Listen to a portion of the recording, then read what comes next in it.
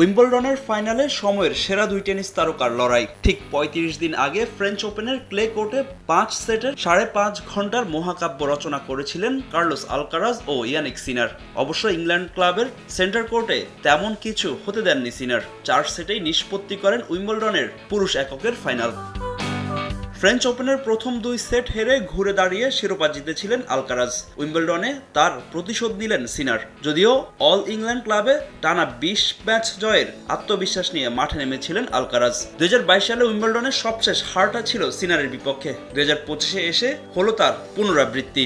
অবশ্য এদিন প্রথম সেটটা ৪-৬ হেরে বসেন ইতালিয়ান তারকা।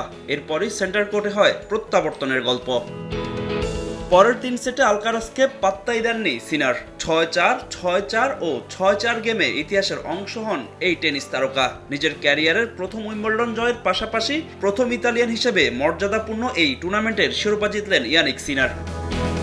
অবশ্য এই হারে আক্ষেপে পড়তে হয়েছে আলকারাজকে। হ্যাট্রিক শিরোপা জিতে বিয়ন বর্গ, রজার ফেদেরার ও নোভাক জকোভিচদের পাশে নিজের নামটা বসাতে পারতেন এই স্প্যানিশ তারকা। তবে সিনারের ইতিহাস গড়ার দিনে তা হাতছাড়া হয়েছে আলকারাজের।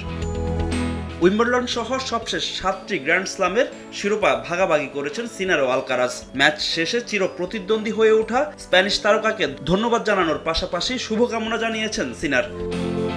টানা ২৪ ম্যাচ পর হারের মুখ দেখা আলকারাজও ধন্যবাদ জানিয়েছেন প্রতিপক্ষকে। এই ম্যাচ থেকে দারুণ অভিজ্ঞতা নিয়েছেন বলেও জানান এই স্প্যানিশ তারকা।